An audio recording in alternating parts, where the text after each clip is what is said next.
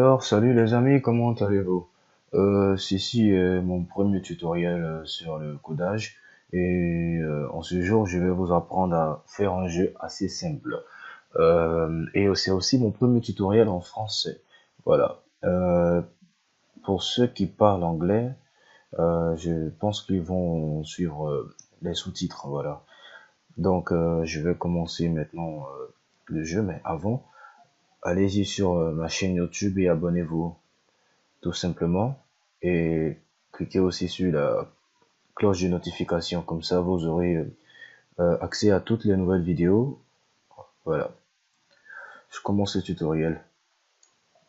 D'abord, je vais utiliser le langage C++ pour cette vidéo. Et le nom du jeu c'est Tic-Tac-Toe. Pour ceux qui ne savent pas, Tic-Tac-Toe c'est quoi? Je vais essayer de résumer un peu. Vous voyez le jeu où il y a 9 cases. Et tour à tour, vous devez mettre des croix, des cercles. Et celui qui aligne 3 croix de suite ou 3 cercles de suite gagne la partie. Je suis sûr que vous voyez. Ok, je vais commencer le tutoriel en ayant C++, voilà. Donc d'abord, on va ajouter les leader files, hash includes,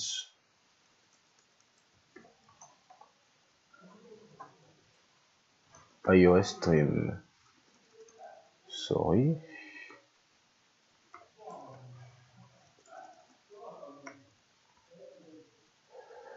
Voilà. Ensuite, using namespace. On peut l'ajouter directement avec le code. Ben, il y a plein de codes là-dedans. Il ne faudra pas que ça nous fatigue tout au long du programme. Voilà. D'abord, je vous explique comment ça fonctionne. Voilà. Le jeu contient, comme vous le voyez juste à votre droite, le jeu contient 9 cases. C'est ce que vous voyez. Et ces 9 cases contiennent des chiffres. C'est-à-dire des chiffres allant comme cela. 1, 2, oups, espace 3, 4, 5, 6, 7, 8, 9. Vous voyez un peu comment ça y est. C'est-à-dire à chaque touche que vous allez appuyer, si vous appuyez sur 1 et que c'est au tour du joueur 1, ça sera une croix. Et après le tour du joueur 2, s'il appuie sur 5, ça sera un cercle. Ainsi de suite. Et s'il a réussi à aligner 3 cases de suite avec le même symbole, ça va afficher vous avez gagné la partie.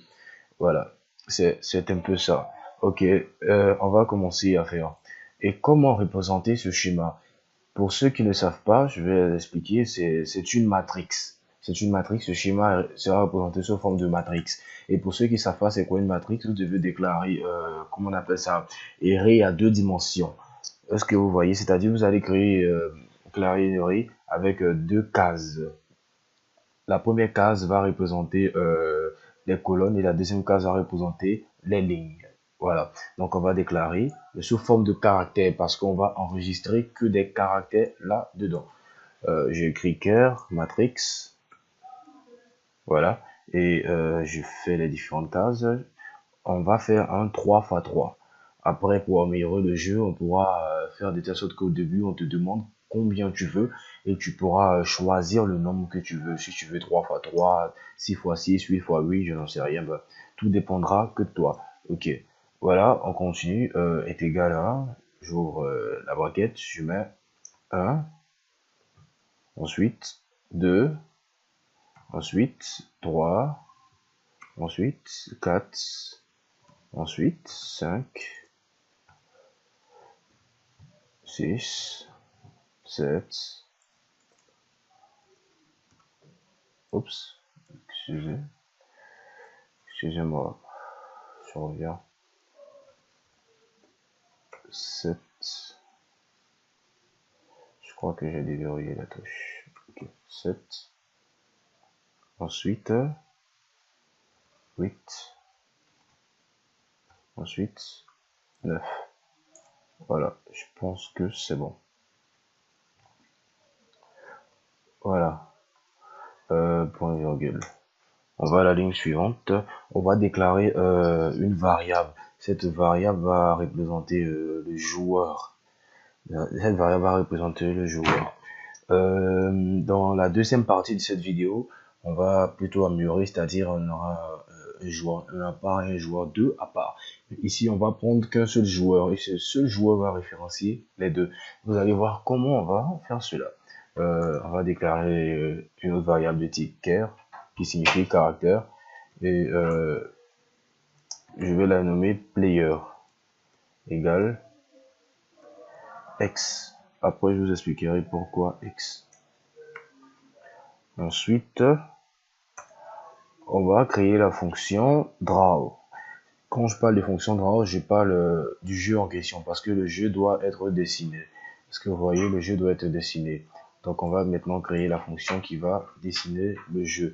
C'est assez simple. Voilà. J'ai écrit void, c'est-à-dire cette fonction void, ça signifie une fonction vide, une fonction qui ne renvoie rien. Voilà. Donc, dans cette fonction void, on va l'appeler void draw. Voilà.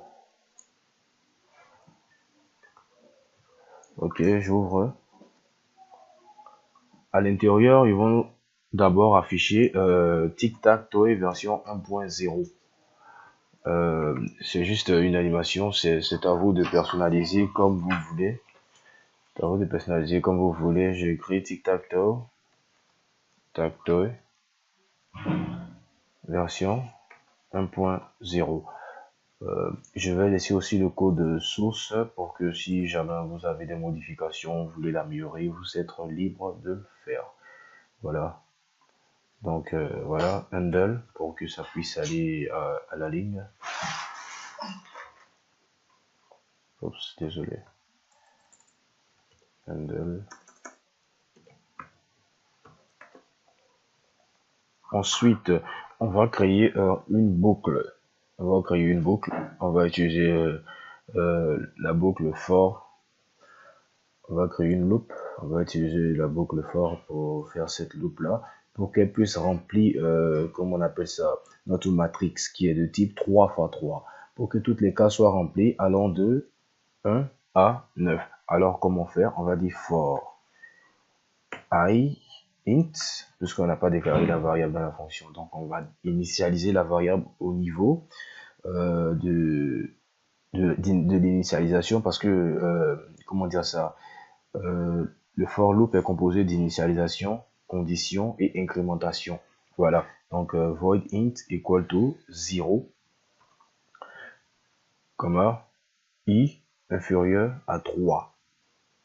C'est-à-dire, il va remplir 0, 1 et 2,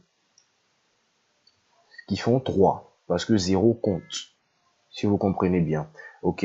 Et ensuite, i++, qui signifie incrémenter. C'est-à-dire, à chaque fois que la boucle va revenir, elle sera incrémentée. Elle va commencer par 0 et qu'elle va revenir, va atteindre 1, après 2, après 3, ainsi de suite. Voilà. Donc j'ouvre. Ensuite, on va déclarer une deuxième for loop. La première for loop, on avait utilisé, comment on appelle ça, i. Mais cette fois-ci, on va utiliser un entier j qui va référencer le second 3 parce que c'est une matrice et le premier i représente la première case. Et la deuxième variable qui est j va représenter la deuxième case. Voilà, for i de i égale à 0, point virgule, i inférieur à 3, qui est semblable, c'est-à-dire 0, 1, 2, voilà, point virgule, excusez, c'est j plutôt, j inférieur à 3, point virgule, j plus plus, voilà. Ensuite, j'ouvre, et qu'est-ce qu'on va mettre à l'intérieur? On va mettre quotes, matrix, ij.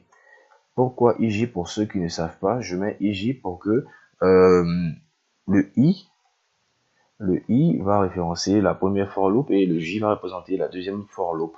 C'est-à-dire, quand elle sera incrémentée pour la première fois, le i va devenir 1 et le j sera 0. Donc, on sera à la case 1, 0. Comme je vous ai dit, c'est une matrix. Vous pouvez suivre le schéma qui est juste à droite, qui essaye de résumer un peu pour que vous essayiez de comprendre. Ok, on y va. Voilà, point virgule. Ensuite, on doit aller à chaque fois à la ligne. Donc pour aller à la ligne, on va utiliser quote handle. Voilà, c'est fermé.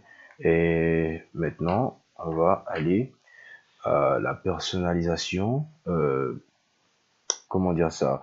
On va aller à void input, c'est-à-dire on va parler maintenant des touches à appuyer, des différentes touches pour pouvoir créer, pouvoir jouer s'il vous plaît, pour pouvoir jouer les différentes touches. Donc on va aller pour une fonction qui ne renvoie rien encore, qui est void input.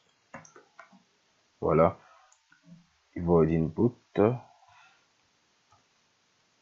j'ouvre. Et dans void input, qu'est-ce qu'on va faire? C'est-à-dire, on va entrer un nombre qui correspond au champ. C'est-à-dire, les nombres qu'on va entrer sont compris entre 1 et 9. C'est-à-dire, on peut jouer que sur les 9 cases. Voilà, allons-y. Je déclare d'abord la variable, on va avoir une variable quelconque A, et quote. Pour ceux qui ne savent pas, quote, ça sert à l'output, c'est-à-dire à faire sortir et sortir quelque chose à l'écran, afficher quelque chose, au fait. En C, c'est printf, et en C++, on utilise quote. Concernant l'input, on utilise sin, C-I-N. Voilà. Et en C, on utilise scanf. Ok. Quote, matrix.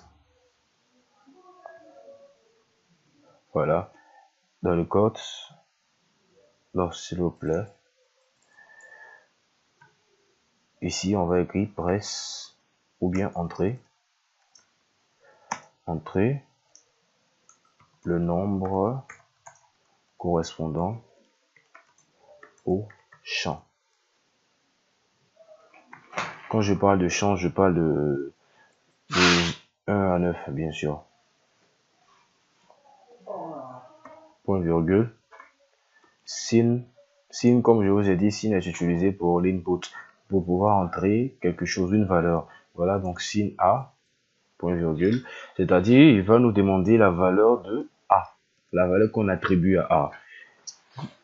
La valeur de A va référencer le champ de 1 à 9. Voilà. Donc, sin A, si, on va commencer les conditions. Les conditions sont assez simples.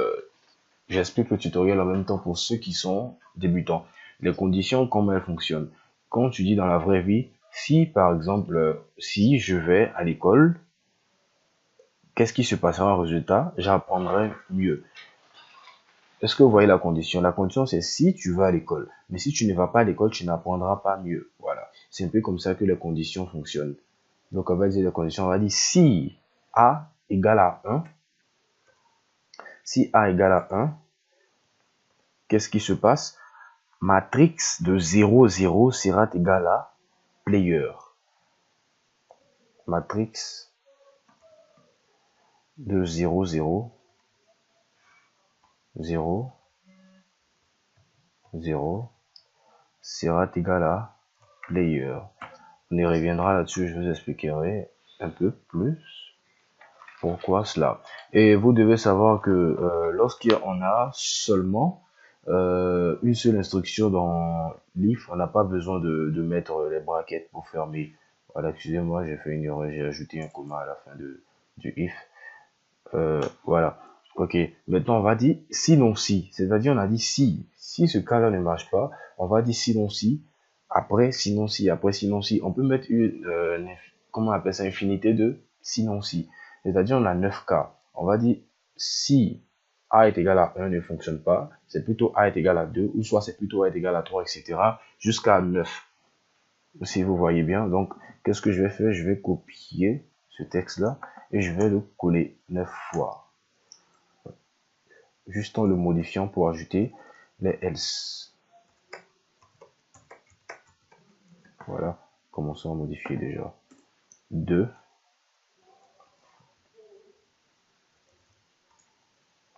Oh non, excusez. Je vais l'écrire une fois ici et je... A, voilà, 2. point virgule, oups, matrix de, au début on était à 0, 0, on va passer à 0, 1, 0, 1, 0, 1, voilà, 0, 1, player. Voilà. En fait, quand on prend 0, 1 ici, c'est-à-dire on va passer de la case 0, 0 qui est la première case à la case 0, 1. C'est-à-dire sur la première colonne, la deuxième ligne. Est-ce que vous voyez? C'est-à-dire, comme je vous ai dit, la première case représente les colonnes, la seconde case représente, comment on appelle ça, les lignes. Voilà. Donc on va rester sur la première colonne et passer à la case suivante, qui est la case de droite. Donc c'est comme ça qu'on va aller ainsi de suite jusqu'à la quatrième case, cinquième case, etc. Donc maintenant je peux copier. Maintenant je peux copier. Je mets 3.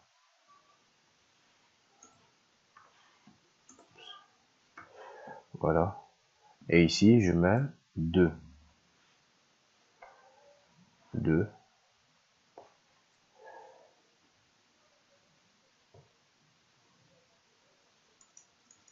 Égale à player.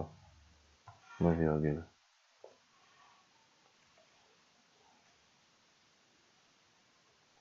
Ok, on continue. Coller.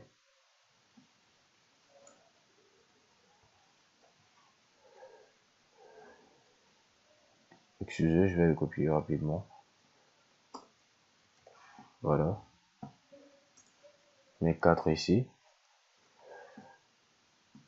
Ici, je vais mettre comment il a commencé. Remarquez bien, il a commencé à 0, 0 qui signifie la première case. Ensuite, 0, 1 qui signifie la deuxième case. Après 0, 2 qui signifie la troisième case. Alors que si vous prenez le schéma du jeu, si vous vous rappelez bien le schéma qui est comme ça, vous voyez que il y a seulement ici que 3 nombres. C'est-à-dire on doit venir à la deuxième colonne. Donc pour cela, la première case va changer et va devenir 1. Voilà. Et la deuxième case va changer et va devenir 0. Égal à player. C'est-à-dire ici, on va se retrouver à là, à 4. Ensuite, on va faire pour 1, 1 qui va se retrouver ici. Après pour 1, 2 qui va se retrouver sur 6. Après pour 2, 0 qui va se retrouver sur 7. 2, 1 qui va se retrouver sur 8 et 2, 2 qui va se retrouver sur 9. Donc, je vais aller un peu plus vite maintenant pour recopier tout cela. Égal à 5. Voilà. Ensuite, fermer. Matrix. On est à 1. Voilà. 1, 1. Égal à player. Sinon, si. Maintenant, on est sur le cas A égale à 6. Matrix 2, 1. Cette fois-ci, on est sur le cas de 2. 1, 2. Égale à player. Après, sinon, si A égale à 7. Matrix 2. Maintenant qu'on a fini le cas de 7, on va passer à 8. S'il vous plaît, on a fini le cas de 6, on va passer à 7. Si vous remarquez bien, quand on prend les nombres 3 à 3, ça fait 1, 2, 3. Après, on a 4, 5, 6. Après, on a 7, 8, 9. C'est-à-dire, on va passer à la troisième colonne. 0. Voilà. Point virgule. Égal à player, s'il vous plaît. Point virgule. Sinon, si 2. 2, 1,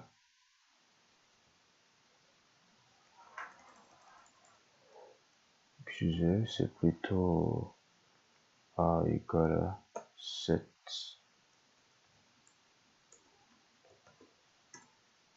matrix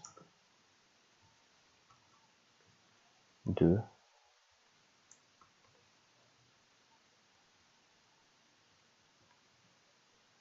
1 égale à joueur. Après, sinon, si A égale à 8,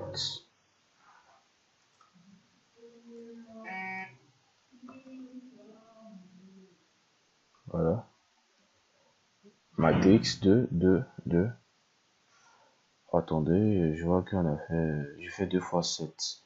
Donc, je vais mettre 8 ici. Parce qu'au niveau de 2, 2, ça doit être 9. Ici, je mets 9. Voilà.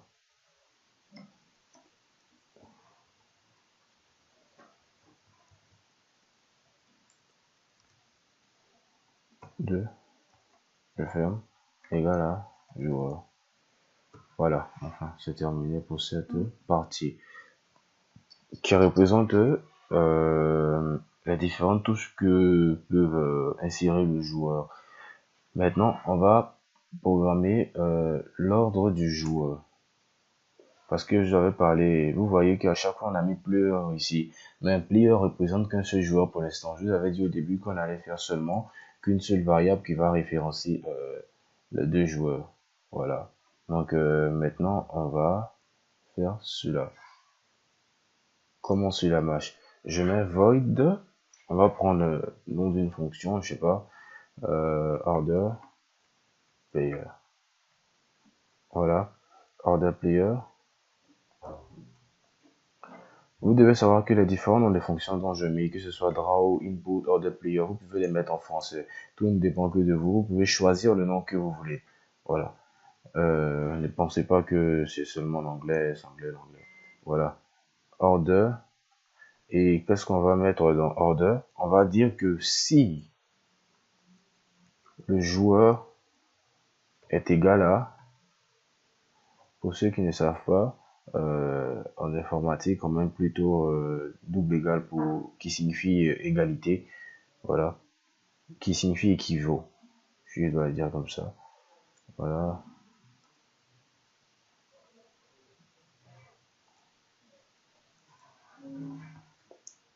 Voilà. Si player est égal à x. Qu'est-ce qui se passe si player est égal à x? Il prend la forme de l'autre. C'est-à-dire player sera égal à O. D'abord, player était égal à x, mais maintenant player est égal à O. C'est-à-dire, qu'est-ce qui va se passer au fait? Quand le premier joueur va entrer une touche, c'est-à-dire le joueur X, la touche sera remplacée dans le jeu par X. S'il appuie sur 1, ça sera remplacé par 1, si vous comprenez. Maintenant, quand ça sera remplacé par 1, player va prendre la valeur de O. Est-ce que vous comprenez? Et quand l'ordre va revenir encore, la valeur de player ne sera plus X, mais sera O. Est-ce que vous voyez? Donc quand O va jouer, ça va remplacer la valeur par O et non par X. Ainsi de suite. Et au prochain cas, quand il verra que player est égal à X, il va ensuite jouer X, ensuite de suite, il va jouer O, etc. Donc sinon, c'est-à-dire si player n'est pas égal à X, qu'est-ce qui se passe? Player est égal à X. Voilà. Je mets petit O. Comme je mets petit X, il ne faudrait pas que après je mélange avec ça. Voilà. Maintenant, on va passer à la fonction main. Int main, la fonction principale. Voilà. Et dans la fonction principale, on va d'abord dessiner le jeu, c'est-à-dire draw. On va d'abord dessiner le jeu. Aujourd'hui, le jeu a été dessiné. Ensuite, qu'est-ce qui se passe après avoir dessiné le jeu? Après avoir dessiné le jeu, on va faire une boucle. Parce que le jeu ne doit pas s'arrêter tant que une personne n'a pas gagné, en fait. Comme je vous ai dit, après, on pourra l'améliorer dans la deuxième partie et le rendre plus sophistiqué. Ouais. Ah, je sais pas qu'est-ce qu'il y a avec le clavier. Voilà. While. One. Voilà. Tant que, pour ceux qui ne savent pas, while signifie tant que. Euh, tant que 1. Qu'est-ce que signifie tant que 1? Vous devez savoir qu'en informatique, 1 est vrai. C'est-à-dire toutes les valeurs différentes de 0 sont vraies. Donc si je mets while 1, c'est-à-dire tant que c'est vrai. Et puis rien ne prouve que c'est faux parce que quoi? 1 est vrai. Donc je mets tant que c'est vrai, la même action va se répéter. Est-ce que vous voyez? C'est comme si je mettais tant que vrai, il répète la même action. C'est une boucle aussi, au fait. Ça fait partie des différentes loops. Comme for, il y a while aussi qui est une loop et do while. Ok, on va passer à la suite. Après avoir créé la boucle, qu'est-ce qui se passe? Puisqu'on a déjà dessiné le jeu, il va maintenant nous demander de jouer. C'est-à-dire, on va appeler la fonction input qu'on a programmée. On va appeler la fonction input. Ensuite, après avoir appelé la fonction input, il doit redessiner le jeu. Parce que à chaque fois que tu joues, il doit redessiner le jeu. Il ne suffit pas de jouer, jouer, jouer. Il faut qu'il redessine le jeu avec les nouvelles valeurs ajoutées. Comme ça, on saura qu'est-ce qu'il faut faire. Donc, je mets draw encore, c'est-à-dire redessine le jeu. Et puis, après avoir redessiné le jeu, qu'est-ce qu'il fait maintenant? Il va regarder l'ordre du joueur. Est-ce que vous comprenez? C'est-à-dire, une personne joue, on te montre où il a joué, et la fonction d'après, elle va vérifier l'ordre du joueur. En fonction de ça, elle va varier. C'est-à-dire, la valeur de player va varier soit à X, soit à U. Donc maintenant, je vais écrire order player. Voilà. OK. Order player. Maintenant, après ça, système pause.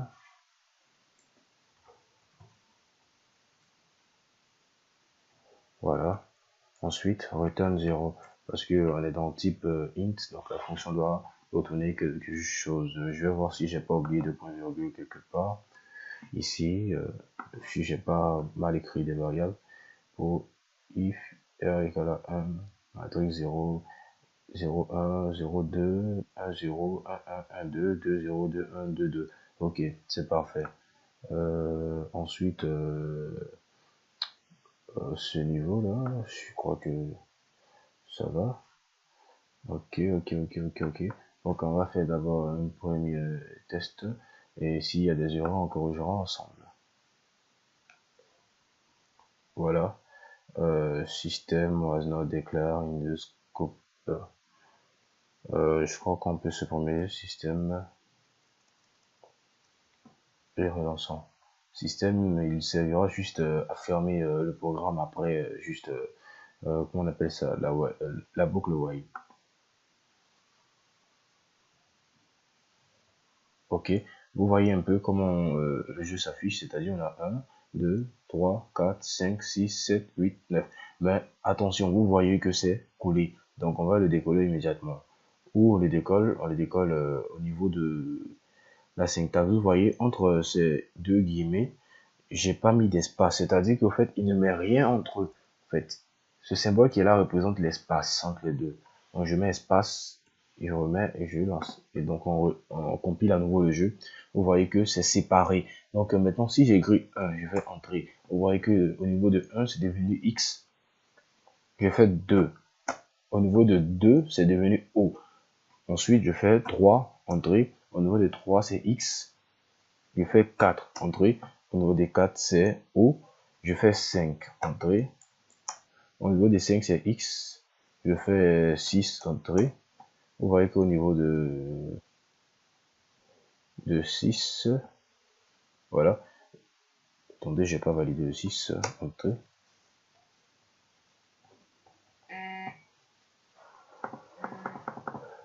Voilà. Vous voyez qu'au niveau des 6, il y a une croix.